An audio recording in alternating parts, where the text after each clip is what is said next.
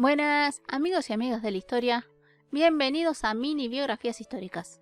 En este video les quiero hablar de una reina de Castilla y Aragón, actual España, que algunos historiadores la catalogaron como loca, otros por sus celos con su marido y otros con otro tipo de enfermedad, siendo la cuestión que su padre y luego su hijo usaron eso para ser los regentes del reino.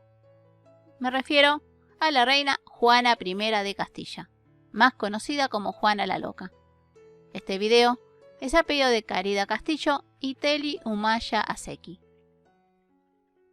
Juana de Trastámara nació en Toledo, actual España, el 6 de noviembre de 1479.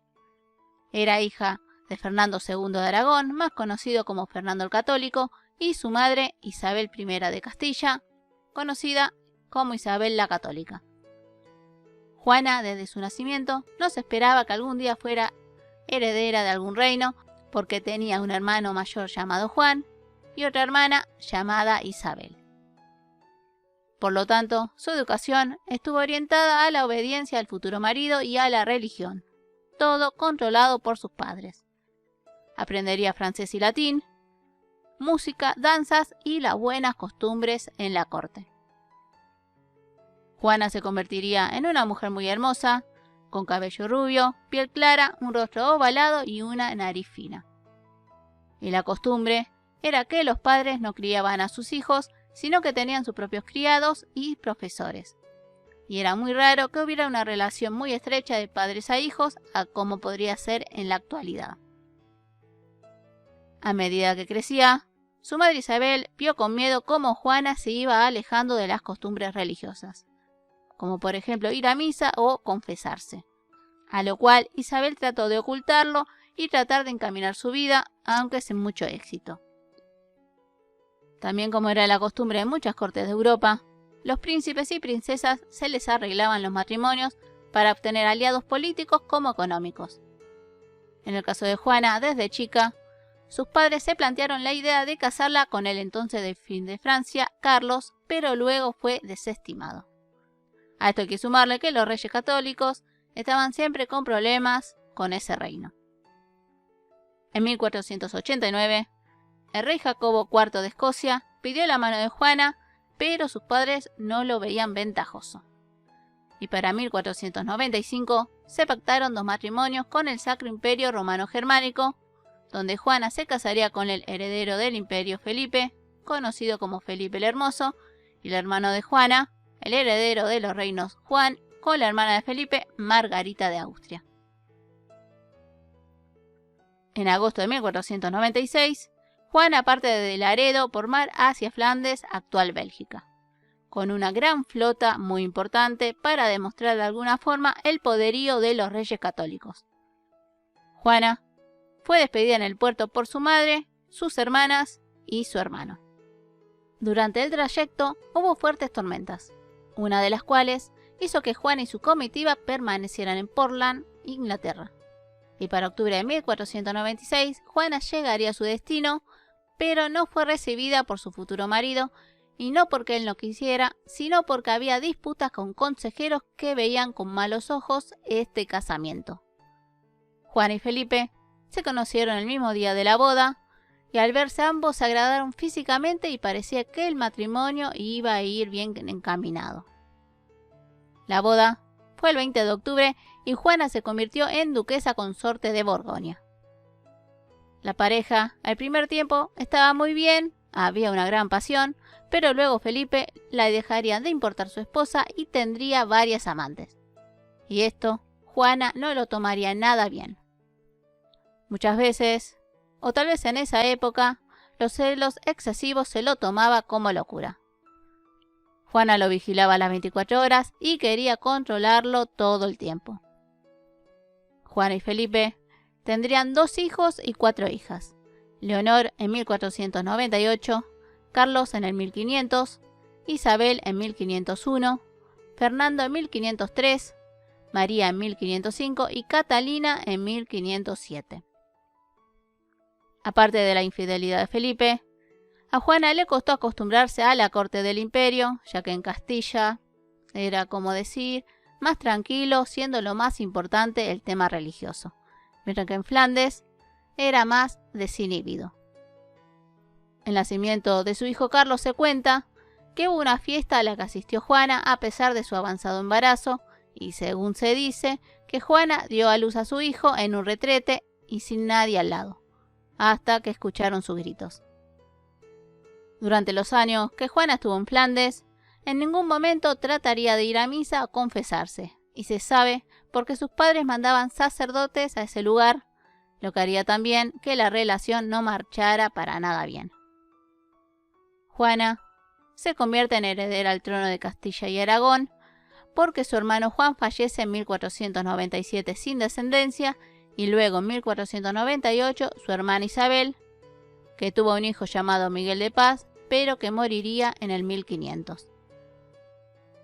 En noviembre de 1501, Juana y Felipe parten hacia Castilla y llegan en mayo de 1502, siendo declarados herederos. Felipe se quedó unos meses en Castilla para ver cómo era la corte y el pueblo, pero vuelve a Flandes en 1503 sin Juana, ya que por pedido de su madre Isabel y porque ya tenía un embarazo de varios meses, decidió quedarse. En Castilla tuvo a su hijo Fernando, y luego Juana querría volver a Flandes porque quería estar con su marido y sus hijos.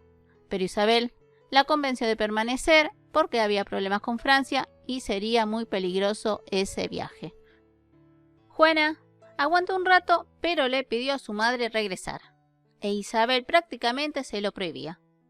Además, que se sumaba que no quería ir a misa y confesarse. En un momento, tuvieron una fuerte pelea, a lo cual Isabel mandó a Juana al castillo de la Mota. Por palabras de la propia Isabel, al estar encerrada Juana, se podría decir como protesta, aunque para muchos se trataba por su posible inestabilidad mental.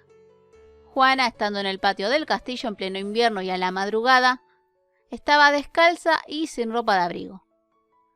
Con esto, logró que su madre Isabel le diera el permiso para volver en junio de 1504, pero dejando a su hijo Fernando en ese lugar. Esa sería la última vez que Juana vería a su madre con vida, ya que Isabel fallecería en noviembre de ese año. Hay un historiador que dice que Isabel la había desheredado, aunque también hay un documento donde Isabel nombra heredera a Juana, pero si no estaba en sus plenas facultades, la regencia la tendría su esposo Fernando hasta que el hijo mayor de Juana, Carlos, cumpliera los 20 años. Y como Juana estaba en Flandes, se hizo cargo del reino su padre. Que Fernando estuviera gobernando no le gustaba para nada a Felipe, así que hubo un acuerdo conocido como Concordia de Salamanca en 1505, donde los tres gobernarían, aunque los reyes todavía estaban en Flandes. En septiembre de ese mismo año nace su hija María, y luego de esto, Felipe ordena preparar la flota para ir hacia Castilla, a pesar que le recomendaron que no, porque al salir era invierno. La cuestión que salieron en enero de 1506, dejando a sus hijos en Flandes, y como le habían dicho, hubo fuertes tormentas, y con una de estas, como le había pasado anteriormente a Juana, tuvieron que atracar en Portland, Inglaterra, estando casi 3 meses. En ese tiempo, Juana aprovechó y visitó a su hermana Catalina, que no veía desde hace 10 años. En abril, Felipe y Juana siguieron camino hasta Laredo, y de camino a Castilla, Felipe logró ganarse seguidores porque sabía que su suegro Fernando no se lo iba a dejar fácil. El 27 de junio de 1506 se firma la Concordia de Filhas-Fáfila, donde Fernando se retira a Aragón con una compensación económica. A todo esto hay que contar que Fernando se había casado y buscaba un hijo para que reinara aparte Aragón. Felipe, a pesar de ser rey consorte, logró que lo designasen rey junto a Juana, pasándose a llamar Felipe I de Castilla. El reinado de Felipe no duraría mucho, ya que fallece en septiembre de ese año, estando Juana embarazada. Hay muchas versiones de la causa de su muerte, una que tomó agua muy fría luego de haber hecho un deporte y otra que fue envenenado por su suegro. La cuestión que Juana a partir de ahí se puso peor y quería enterrarlo en Granada pero su padre se opuso, ya que él quería ser el primero en ser enterrado en ese lugar. Felipe sería enterrado en Granada en 1527, siendo enterrado en principio cerca de Tordesillas. Durante toda la marcha, Juana no se separaba del féretro de Felipe, incluso se cuenta que abría el ataúd y besaba el cadáver de su marido. En este trayecto, Juana daría a luz a su hija Catalina, y mientras tanto, hubo un conjunto de personas como regentes que muchos no querían que gobernara Juana, sino en su lugar que la regencia lo tuviera su padre, y otros que sí lo hiciera Juana, pero ayudada por el padre de Felipe, el emperador Maximiliano. Uno de los regentes llamó a Fernando el Católico para que volviese a Castilla, aunque esto lo tenía que decidir Juana, que por el momento no quería que su padre viniese. El 28 de agosto de 1507 se reunieron Juana y su padre, y Juana, que sabía que no tenía el conocimiento necesario para gobernar, le pidió a Fernando que se quedara, gobernara con ella y la aconsejara. Mucho se discute sobre la supuesta locura de Juana, si en realidad también estaba muy deprimida por la muerte de Felipe y eso empeoró sus ataques, o si fue una estrategia de su padre para poder gobernar libremente Castilla. También porque muchos nobles no estaban de acuerdo que sea el regente, sumando que el rey inglés Enrique VII quería casarse con Juana, aunque al poco tiempo murió. También hay que sumar que el suegro de Juana, Maximiliano, estaba planeando llevar a su nieto Carlos hacia Castilla, siendo menor de edad, queriendo ser el regente. La cuestión que Fernando manda encerrar a Juana junto con la hija menor de ella, Catalina, en Tordesillas, donde Juana pasaría lo que le quedaría de vida a partir de 1509. La vida de Juana en Tordesillas, según muchos historiadores, fue muy difícil, porque tanto ella como Catalina se dice que fueron maltratadas psicológica como físicamente. Como también se dice que Fernando, que su hijo Carlos y su nieto Felipe hacían desaparecer cartas y documentos que tuvieran que ver con la vida de Juana en ese lugar. Así pasaron los años y en 1515 Fernando anexiona Navarra al reino de Castilla y aunque Juana no gobernaba, era la que llevaba el título, sumándole como reina de Navarra. Al año siguiente, Fernando muere y como no tuvo hijos en su segundo matrimonio, Juana adquiere los títulos reina de Aragón, Valencia, Mallorca, Sicilia y Cerdeña y condesa de Barcelona, aunque nombraba a su nieto Carlos como regente si Juana seguía mal de sus facultades mentales. Mientras esperaba que Carlos llegase a Castilla, hubo un grupo de regentes, y al llegar Carlos, hubo muchos partidarios que querían que reinara Juana, ya que Carlos era un extranjero que no conocía al pueblo ibérico. Carlos, como su abuelo Fernando, mantendría encerrada a Juana para así avalar en principio su regencia, pero luego se nombraría con los títulos que poseía su madre, siendo en teoría que ambos serían correyes. Así, aparte de muchos títulos, Carlos I, y aunque se discute mucho cuándo en sí se llega a llamar España, la unificación para muchos fue a partir de él, aunque pensándolo así, también en teoría gobernaba Juana, así que Juana también era reina de España. Carlos visitaría muy brevemente a su madre en noviembre de 1517, donde logró que ella firmase un documento avalando el reinado de su hijo. En 1520 hubo un levantamiento conocido como Movimiento Comunero, personas que estaban en contra de Carlos I y que querían que gobernara completamente Juana. Al poco tiempo se les uniría más personas en esa lucha. La cuestión que esas personas fueron hacia el palacio donde estaba Juana encerrada y a base de peleas pudieron hablar con ella. Los comuneros le propusieron que ella gobernara, a lo cual Juana estaba de acuerdo, pero para que ellos pudieran actuar para sacar a Carlos, debían tener documentos firmados por ella, cosa que nunca hizo. Durante este periodo, ella se consideraba libre, aunque siempre andaría por Tordesillas, y la gente que la veía y charlaba con la reina no le parecía que estuviera loca, sino una mujer que se interesaba por su pueblo.